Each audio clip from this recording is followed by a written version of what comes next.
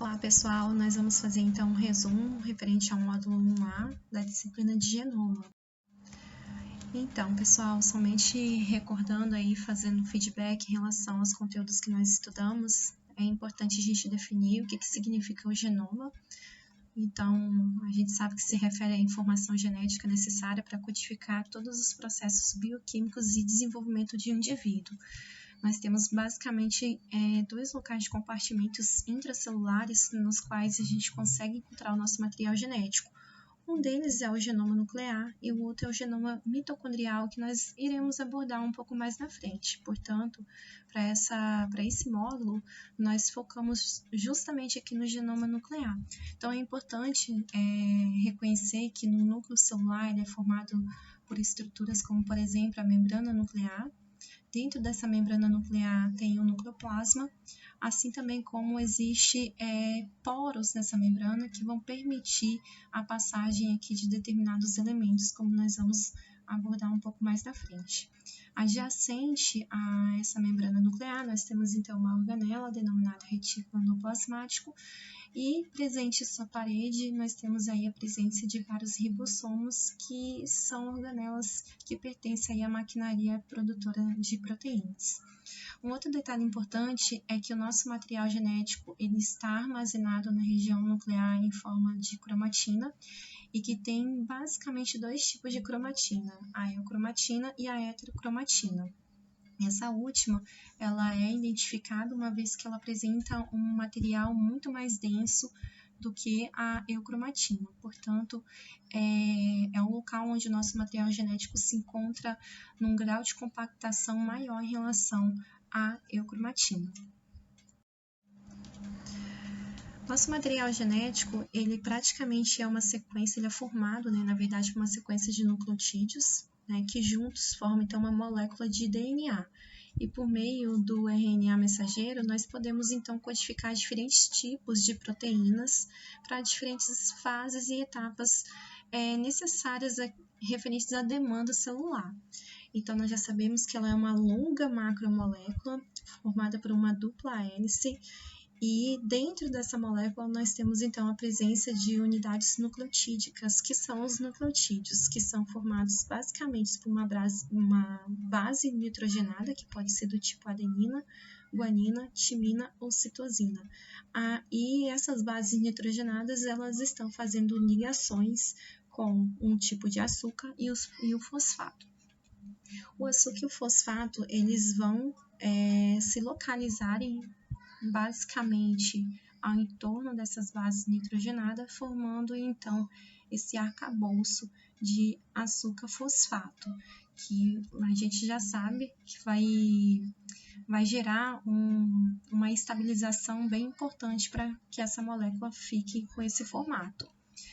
Entre os açúcares, nós temos então a desoxirribose, que faz parte do DNA, e nós temos a ribose, que faz parte do RNA. Embora o RNA ele não faça parte do nosso material genético, ele é um elemento essencial para que todos os mecanismos de síntese proteica ocorram da melhor maneira possível.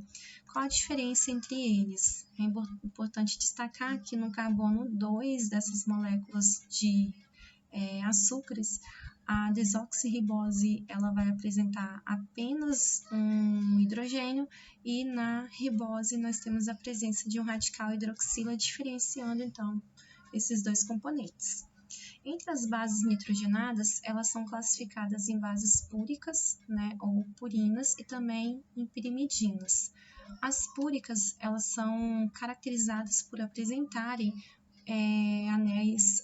anel duplo. Então, nós temos aqui a adenina e a guanina. Já as pirimidinas, nós temos essas moléculas sendo indicadas somente por um único anel, que no caso nós temos a timina e a uracila no RNA e a citosina, a timina e a citosina no DNA e a uracila no RNA. O nosso material genético, ele tem essa característica de ser dupla hélice, e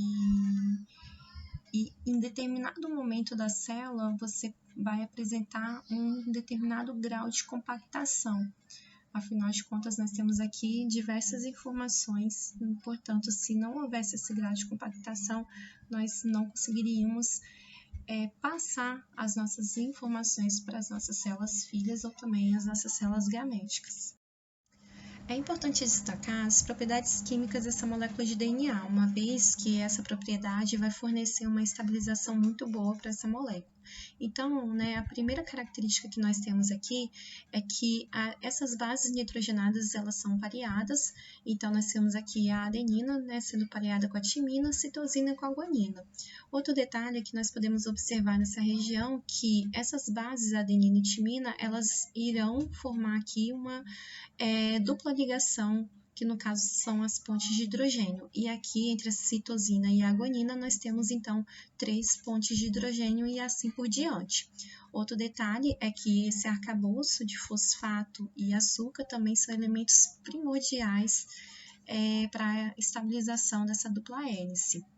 Existem também outras ligações que vão fazer parte dessa molécula, como, por exemplo, entre o açúcar e a base nitrogenada, no caso, como estamos falando do DNA, nós temos, então, a 2-desoxirribose, junto com a base nitrogenada, nós temos uma ligação do tipo glicosídica, e entre esse açúcar e o fosfato, nós temos, então, uma ligação do tipo éster, e assim por diante. Então, essas características são elementos que denominamos de propriedades químicas da molécula de DNA e que também auxiliam na estabilização da dupla hélice. O DNA ele foi representado por um modelo denominado de dupla hélice, apresentado por Watson-Crick em 1953. Além disso, esse modelo ele foi baseado em 2 grandes estudos, os de difração de raio-x, publicados pela Rosalind Franklin, e também utilizaram a primeira regra de Chargaff, que diz que nós temos o mesmo percentual de adenina, teremos de timina, algo muito parecido, muito próximo, assim como guanina tem um percentual parecido com citosina, mas não necessariamente a adenina terá o mesmo percentual de guanina, nem timina de citosina. E é assim que nós utilizamos a análise do percentual dessas bases nitrogenadas para poder identificar diferentes espécies. Como eu falei anteriormente, existem várias ligações que dão uma determinada estabilização a essa dupla hélice, porém também existem outros tipos de ligações aqui dentro dessa dupla hélice para poder aumentar ainda mais a sua estabilidade. E também essas características entram como propriedades químicas da molécula de DNA. Então, essa estabilização ela vai depender da interação de várias forças não covalentes, como, por exemplo, o emparelhamento de bases adjacentes na fita oposta, no caso aqui nós temos as pontes de hidrogênio, assim também como nós temos o empilhamento de anéis aromáticos e a presença de forças do tipo Van der Waals. Uma outra característica química importante é que essa molécula ela apresenta um arcabouço, que é formado por fosfato e o açúcar, portanto, é um arcabouço hidrofílico, e uma região formada por bases, uma concentração de bases nitrogenadas que tem características bioquímicas hidrofóbicas, portanto, uma região central hidrofóbica, uma região periférica hidrofílica. Um outro ponto importante é a propriedade física da molécula de DNA, uma vez que altas temperaturas promovem a separação dessas fitas, um evento denominado de desnaturação, assim como o resfriamento vai promover o evento chamado de renaturação. Nós podemos observar também nesse gráfico que a presença de diferentes concentrações de bases nitrogenadas vão influenciar nesse processo de desnaturação das fitas de DNA, uma vez que fitas que apresentem uma maior concentração de bases do tipo guanina e citosina vão precisar de uma temperatura maior para que possa atingir 50% das minhas fitas separadas nessa solução. Já aquelas fitas de DNA que apresentam uma maior concentração de adenina e timina, elas vão apresentar uma temperatura menor para atingir 50% de fitas separadas em comparação aqui à de guanina e citosina. Isso indica, então, que uma fita de DNA que apresenta maior concentração de guanina e citosina, você vai precisar de uma maior força de separação, que no caso é proveniente da temperatura, em comparação de adenina e timina. Agora, uma fita que você tem aqui concentrações equilibradas dessas bases, você vai ter, então, um ponto médio entre a fita com maior quantidade de adenina e timina e uma com maior quantidade de guanina e citosina.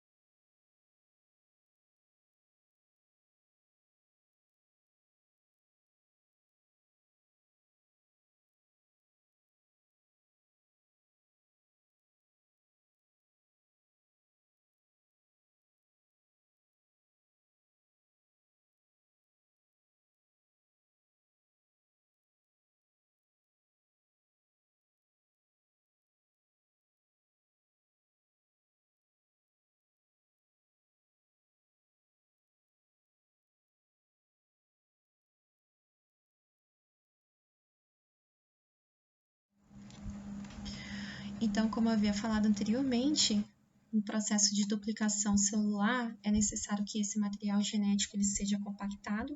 Essa compactação ela vai se iniciar na primeira fase da intérfise, que é uma fase caracterizada pelo preparo dessa célula, é o preparo que essa célula vai passar para poder sofrer esse processo de duplicação celular. Então, aqui na fase G1, você já tem o início da duplicação, na fase S, a duplicação ela vai ter o seu ápice, e na fase G2, você vai ter, então, esse processo já concluído. E a fase da mitose é a fase na qual a célula ela vai se preparar para poder separar, ou seja, formar a partir de uma célula, duas células. Portanto, quando chega a fase da metáfase, é necessário que o nosso material ele esteja totalmente, nosso material genético ele esteja totalmente duplicado e organizado nessa região média para ocorrer o processo de separação. Então, os centrômeros desses cromossomos, eles são extremamente importantes, uma vez que eles vão se unir aos fusos mitóticos para poder fazer a separação desses. Então, nós temos aqui justamente um cromossomo, né, que não sofreu o processo de duplicação ainda, a região do centrômero, o braço curto, o braço longo, e aí durante essa intérfase, esse cromossomo ele vai se duplicar, formando então o que a gente chama de cromátide irmã. Então, a cromátide irmã do braço curto, ela será idêntica à região do braço curto daquele cromossomo que foi duplicado. Assim também como a cromátide irmã do braço longo será idêntica ao braço longo daquele cromossomo que foi duplicado. E depois nós temos a divisão do centrômero, onde você tem o direcionamento de cada cromossomo idêntico desse para cada célula, que é o processo denominado de mitose. A replicação do DNA ela é semiconservativa, isso significa que quando o nosso DNA é duplicado, você mantém aquela fita parental servindo como molde para aquela nova fita que vai ser duplicada. Portanto, você vai formar, a partir de uma duplicação, um ciclo, você vai formar duas moléculas de DNA idênticas, ou seja, cópias fiéis àquela a anterior, uma vez que você vai manter em cada fita dessa a presença de uma fita parental e uma fita recém-duplicada. Então, pessoal, para que ocorra o processo de duplicação ou, também denominado de replicação do DNA, é necessária a presença de um grupo de proteínas necessária para o início desse processo, que é variável entre os diversos tipos de organismos.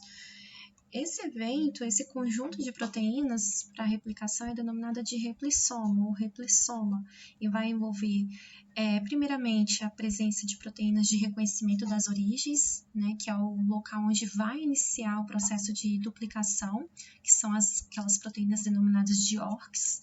Nós temos também as enzimas helicases, que vão separar as duas fitas, vão quebrar as pontes de hidrogênio entre as bases nitrogenadas, separando essas duas fitas, e para isso é necessária a quebra química do ATP, pela ATPase, pela atividade ATPase dessa helicase.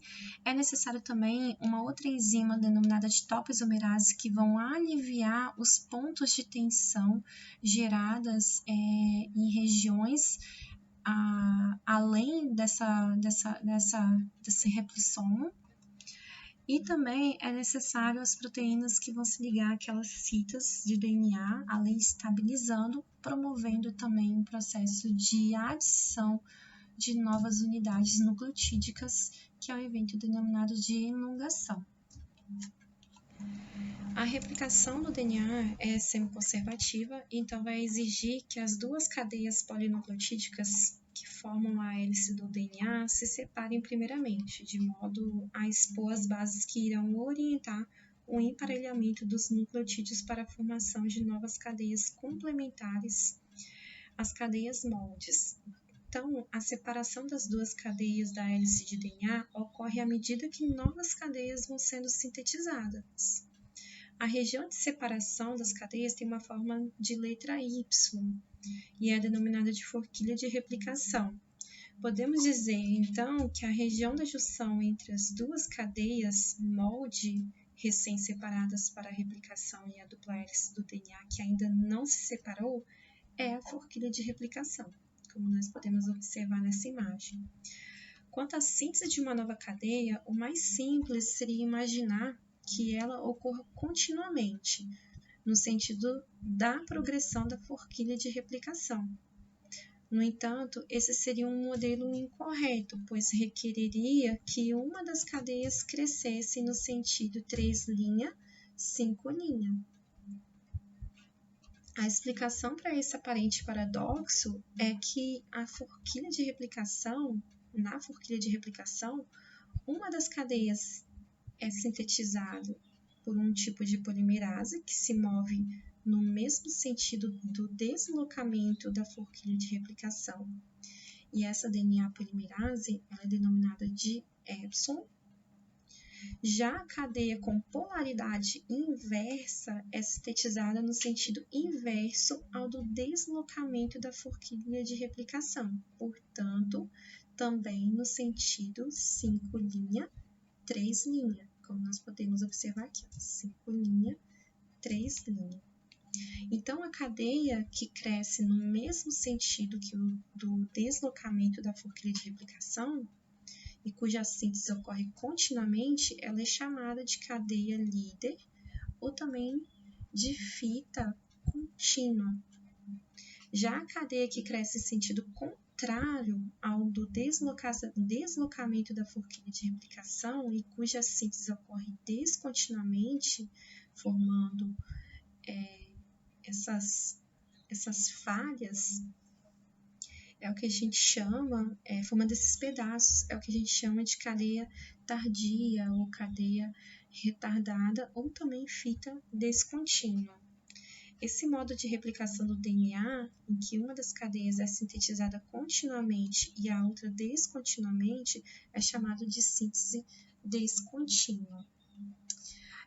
Acontece que as DNAs polimerase, que vão fazer a adição dos nucleotídeos, elas fazem a adição somente da extremidade de hidroxila livre na região 3', na extremidade 3'. Então, nós temos aqui justamente a fita contínua 5', a direção da DNA polimerase indo aqui para a forquilha de replicação, e nós temos aqui a extremidade 3' livre com o radical hidroxila. Aqui não, praticamente seria o inverso. A DNA polimerase ela não consegue fazer a adição de novos nucleotídeos na extremidade 5', somente na extremidade 3'. Então, ela deve vir em direção contrária à forquilha de replicação. Porém, essa produção, essa movimentação contrária, ela vai ser auxiliada por uma outra maquinaria para que o processo de duplicação das duas fitas ocorra sempre em direção à forquilha de replicação. Então, por mais que a movimentação da DNA polimerase ocorra em sentido contrário à forquilha de replicação, o processo de transcrição nessa fita retardada, ela vai ser direcionada aqui à forquilha de replicação. Então, só para a gente conseguir entender esse direcionamento das DNAs polimerases. Então, para iniciar o processo de duplicação, é necessário que a helicase quebre essas pontes de hidrogênio e separe essas duas fitas. Vai criar pontos de tensão nas moléculas que ainda passarão por essa helicase. Portanto, para poder não gerar esses pontos de tensão, é necessária a presença da topoisomerase. Além disso, também tem as proteínas de ligação, que são as SSB, que vão impedir com que essas fitas façam a reconexão. Acontece também que a DNA polimerase ela não consegue identificar os pontos para poder iniciar a adição de nucleotídeos. Então, para isso, é necessário que uma outra enzima, que é denominada de DNA polimerase alfa, ela vai se associar a uma outra enzima chamada primase, e juntas elas irão acrescentar pequenas unidades de ribonucleotídeos. Essas pequenas unidades são denominadas de primers, ou iniciadores de RNA, nos quais a DNA polimerase irá identificar e a partir daquele momento fará a adição dos novos nucleotídeos. A DNA polimerase que irá fazer essa adição na fita contínua, ela é denominada de DNA polimerase epsilon, e na fita descontínua nós temos a DNA polimerase do tipo delta. Após a finalização dessa adição, a gente consegue perceber então a descontinuidade dessas fitas, e cada pedaço desse é denominado de fragmentos de Okazaki, em homenagem ao cientista japonês que criou essa hipótese na década de 60. Depois que esses fragmentos eles são formados, é necessário fazer a reconexão entre eles. Então, para isso, será necessário uma outra enzima chamada DNA ligase para poder unir esses fragmentos, fazendo então com que essa fita que antes era descontínua fique no seu formato contínuo. Nós podemos então ver nesse quadro a presença de diversos tipos de DNAs polimerases. Então, nós temos a alfa, a beta, a gama, a delta, a epsilon. E aí, eu destaco aqui para vocês a polimerase do tipo alfa, que junto com a primase vão produzir o primer, que é aquele iniciador de RNA, porém, devido à sua baixa processividade, ela libera o local de síntese rapidamente, dando então espaço para que a polimerase do tipo epsilon e do tipo delta inicie o processo, né, de síntese do DNA, tanto da fita descontínua, que no caso é realizada pela delta, quanto da fita contínua, que é realizada pela epsilon. Essas polimerases elas também vão apresentar baixa processibilidade, portanto, é necessária a presença de uma outra proteína do tipo braçadeira, denominada de pCNA, que irá aumentar a processibilidade dessas polimerases junto a essas fitas de DNA. Assim que o processo de emulgação é finalizado, há uma necessidade de fazer a remoção desses primers. Para isso, a DNA polimerase delta ela vai apresentar uma atividade 3', 5' exonuclease, que vai ter como papel fazer o deslocamento desses primers de RNA. Em seguida, vai atrair uma outra enzima chamada FEI1, que vai apresentar uma atividade endonuclease. E essa FEI1 vai fazer a clivagem desses iniciadores de RNA, formando uma espécie de níquel, ou seja, uma quebra.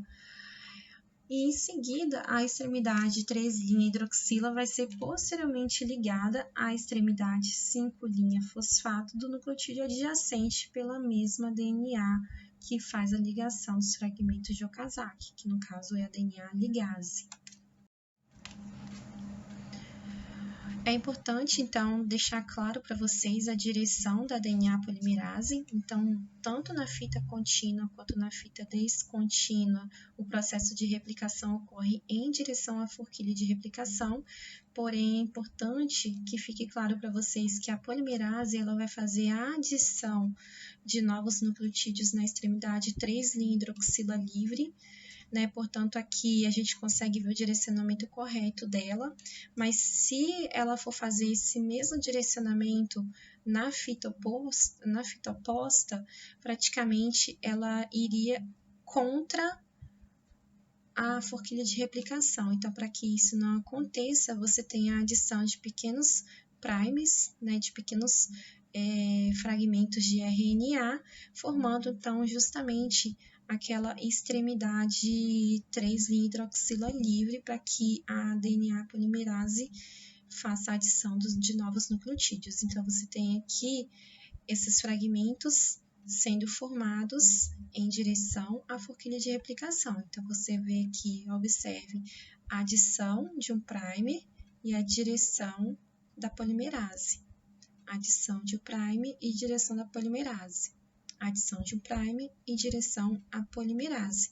Então, mesmo que a polimerase ela tenha um direcionamento aqui, 5', 3', indo contra a forquilha de replicação, por meio da formação desses fragmentos, o processo de replicação como todo dessa fita descontínua ocorre em direção à forquilha de replicação.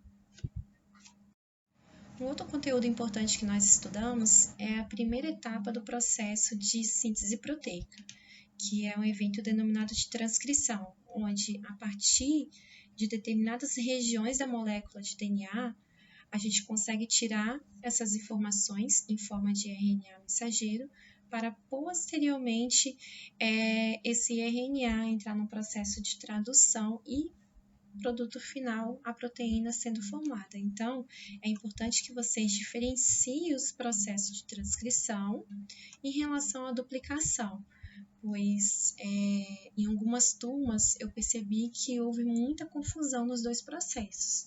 Então, o processo de duplicação é um evento com enzimas específicas e o processo de transcrição é um outro evento com um outro objetivo, com a presença de outras proteínas, outras enzimas específicas e não específicas. Então, é importante diferenciar os objetivos desses dois eventos que nós estudamos. Para a gente iniciar, então, o processo de transcrição, é necessário também deixar claro para vocês que o nosso DNA ele vai apresentar diversos tipos de informações essenciais e não essenciais. Essas informações elas estão localizadas em regiões denominadas de codificadoras. Então, nosso DNA vai ter a presença de uma sequência de nucleotídeos que vão gerar determinadas informações. Informações codificantes e informações não codificantes. Essas informações, essas regiões que vão apresentar nucleotídeos codificantes são regiões denominadas de exons e as regiões não codificantes de introns. Além disso, existe também uma região inicial para poder iniciar o processo de transcrição, que pode ser denominada de região promotora ou região consenso, ou também região conservada. E também há uma região para finalizar esse processo. Afinal de contas, eu não posso fazer uma cópia fiel do meu DNA como um todo, apenas de regiões necessárias para a demanda celular, ou seja, também vai depender da atividade metabólica daquela célula. Então, a partir do momento que nós temos aqui a região promotora, ou seja, o processo de transcrição irá ocorrer, nós iremos denominar esse ponto de mais 1. Então, a partir daqui, toda essa parte do DNA, ele será transcrito por uma cópia que será posteriormente direcionada para o nosso citoplasma para ocorrer o processo de tradução. Então, praticamente o processo de transcrição é isso, é eu tirar uma pequena informação de um local onde você tem várias outras informações. E aí vão vir informações codificantes e não codificantes. A enzima envolvida nesse processo ela é denominada de RNA polimerase, que é subdividida em 3 grupos, A1, A2 e A3. A1 ela está envolvida no processo de produção do RNA ribossômico, a A2 RNA mensageiro, que é o que vai levar a informação contida nos genes, e também a 3, que vai formar o RNA transportador. O processo de transcrição ele também pode ser dividido em 3 fases, a de iniciação, elongação e terminação ou também finalização. A etapa de iniciação é quando a RNA polimerase ela vai reconhecer o sítio, a região promotora e vai se ligar a essa região promotora. Porém, para que essa RNA polimerase ela consiga fazer o processo de leitura, é necessário a separação dessas fitas. Então, quando ocorre o processo de separação, eu formo a bolha de transcrição. Então, antes de ocorrer essa separação, a gente chama a presença da RNA polimerase junto à região promotora do DNA de complexo fechado de transcrição. E assim que você tem a ação da helicase, ou seja, a separação dessas duas fitas, você tem o processo, você tem o complexo aberto. Assim que a RNA polimerase, então, reconhece, ela vai iniciar o processo de adição de ribonucleotídeos, também na extremidade 3' hidroxila livre crescente. Esse processo que vai formar aqui a primeira parte desse RNA mensageiro é denominado de fase de elongação. Portanto, nessa bolha de transcrição, nós vamos encontrar as duas fitas de DNA separadas. Uma dessas fitas ela servirá de molde para que a RNA polimerase faça a leitura, a outra não. Portanto, o transcrito primário, que são os ribonucleotídeos recém-adicionados aqui pela RNA polimerase do tipo 2, essa fita será idêntica à fita codificadora. E ela utilizará como molde, então, a fita molde, ou também denominada de fita antissenso. Então, é importante deixar claro que o direcionamento da RNA polimerase 2 é unidirecional também, e vai ocorrer sempre da região promotora em direção a 3' Isso significa que a RNA polimerase ela só reconhece o radical hidroxila que está localizado na extremidade 3' livre daquele transcrito primário. Agora, em relação à fita molde, a ação da RNA polimerase será antiparalela.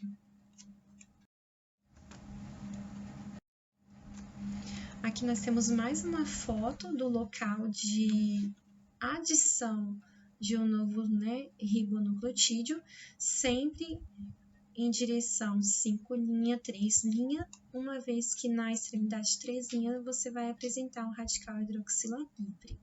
Então, a RNA polimerase ela vai clivar um grupo trifosfato, como nós podemos ver aqui, um ribonucleotídeo trifosfato, retirando então 2 grupamentos fosfatos, permanecendo somente um para fazer uma ligação do tipo éster aqui nessa extremidade 3' hidroxila livre. Um outro ponto importante também destacar é que a RNA polimerase ela não consegue reconhecer a região promotora que fica localizada na molécula de DNA. Ela por si só ela não consegue chegar aqui e falar assim, eu preciso me ligar à região promotora.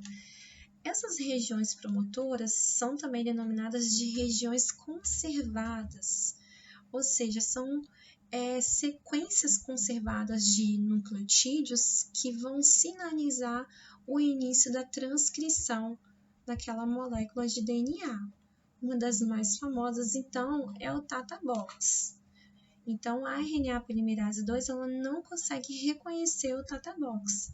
Então, para isso, é necessário outras proteínas de reconhecimento para poder indicar o local certo para a RNA polimerase se acoplar a essa molécula de DNA e iniciar o processo de formação do transcrito primário, que é o RNA mensageiro primário. Então, para que isso ocorra, é necessária a presença de várias outras proteínas, que são denominadas de fatores de transcrição, ou GTFs. Esses fatores de transcrição, eles são classificados em gerais, ou também denominados de basais, e também específicos. Dentro dessas classes de específicos, nós temos os ativadores e também os repressores. Qual a importância desses específicos? Vai ter determinadas regiões da molécula de DNA que vão carregar informações para que ocorra um aumento na formação do transcrito primário a partir desse Tata Box. Assim também, como nós teremos determinadas regiões denominadas como, por exemplo, de silenciadores, que vão reduzir o processo de transcrição. Então, se eu preciso aumentar a produção de uma determinada proteína acima da sua produção basal, acima da síntese basal, nós temos justamente essas regiões denominadas intensificadoras, que eu reforço para vocês, não são proteínas. Os intensificadores são regiões específicas no DNA que vão intensificar a produção daquela proteína. Assim também como nós teremos regiões específicas no DNA, denominadas de silenciadoras, que vão reduzir a produção de determinada proteína. Tá? Acontece que essas regiões elas vão influenciar aqui as regiões promotoras. Para isso que entram os fatores de transcrição específicos. Os basais já participam por si só desse processo de reconhecimento, porém os específicos conseguem modular esse aumento ou não na síntese de proteínas. Então, para que esses fatores de transcrição sinalizem para a RNA polimerase o local certo da região conservada, é necessária a presença de uma proteína denominada de TBP, ou Tata Binding Protein. Esse Tata Binding Protein está conectado à região do Tata Box, formando um elemento denominado de cis. E ela vai atrair outros tipos de proteínas, que são os coativadores, que também são considerados fatores de transcrição específicos. E esses coativadores vão atrair outras proteínas, que são os fatores de transcrição específicos, que no caso são os ativadores. ou também os repressores. Então, esse evento é uma cascata de atração de proteínas e mais proteínas para justamente você conseguir sinalizar a RNA polimerase, que ela vai ter que iniciar o processo de transcrição a partir daquela região conservada que é o Tata Box. Então, pessoal, à medida que a RNA polimerase vai fazendo a adição de novos ribonucleotídeos, você já tem aqui esse transcrito primário sofrendo processamento. O que é o processamento? São fases para que ocorra uma proteção desse meu transcrito primário. Então, nós temos aqui, dentro desse processamento, o capeamento da extremidade 5' a adenilação da extremidade 3' e o splice. Então, à medida que a RNA polimerase ela vai formando o meu transcrito primário, o processamento ele já vai ocorrendo concomitantemente, para que esse processamento, para que esse meu RNA transcrito ocorra de forma precisa, rápida e coordenada. Então, à medida que o RNA mensageiro ele é produzido, ele é processado. Esse evento a gente chama de processamento cotranscricional, que é para poder agilizar o processo e para que esse processo se torne mais fidedigno. Então, nós temos aqui justamente uma proteção desse meu transcrito primário. Essa proteção, primeiramente, vai se dar pelo capeamento da extremidade 5', pela enzima denominada de... a adição de uma 7-metilguanosina, aqui nessa extremidade 5'. Em seguida, nós temos também a adenilação da extremidade 3', que é a adição de várias unidades de adenina, formando essa cauda poli-A. E, por último, nós temos a remoção de regiões não codificantes, que são os introns, permanecendo somente as regiões codificantes.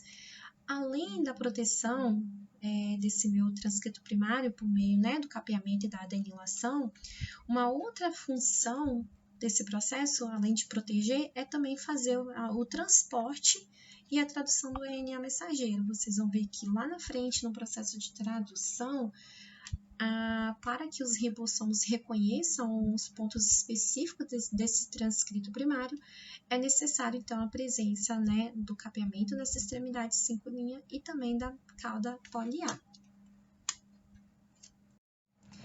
A existência do splice do pré-RNA mensageiro em eucariotos acarreta uma vantagem muito importante. Isso porque os transcritos primários de vários genes eucariotos podem sofrer splice de diferentes maneiras para produzir diferentes transcritos primários, e às vezes dependendo do tipo de célula na qual o gene está sendo expresso ou também do estágio de desenvolvimento do organismo. Como consequência, diferentes proteínas podem ser produzidas a partir do mesmo gene, denominadas de isoformas proteicas, caracterizando então o processo denominado de splice alternativo, que nada mais nada menos é a seleção de diferentes regiões de exons provenientes aqui do mesmo local, do mesmo gene, localizado na molécula de DNA, o mesmo transcrito primário. Então, nós conseguimos observar aqui no splice alternativo, para eu formar a proteína A, você vai ter o RNA mensageiro aqui maduro sendo formado com a presença do exon 1, exon 2, 3, 4 e 5, ou seja, praticamente todos os exons. Aqui você tem já uma outra isoforma daquela proteína. Então, nós temos aqui a presença do transcrito, nesse caso transcrito maduro, a presença somente do exon 1, 2, 4 e 5. E aqui a presença do 1, 2, 3 e 5, e assim por diante a gente consegue formar diferentes tipos de proteínas. Isso explica por que o genoma humano, com a presença de apenas 21 mil tipos de genes, consegue produzir mais de 70 mil tipos de proteínas, ou seja, a proteômica humana ela é representada por mais de 70 mil tipos de proteínas. Bom, gente, basicamente é isso que eu quero mostrar para vocês, e qualquer dúvida nós vamos tirar na segunda-feira em sala de aula. Muito obrigada para vocês e tenham aí uma excelente semana, um excelente final de semana. Espero ter sido clara e objetiva em relação ao nosso conteúdo. Um forte abraço a todos e até breve.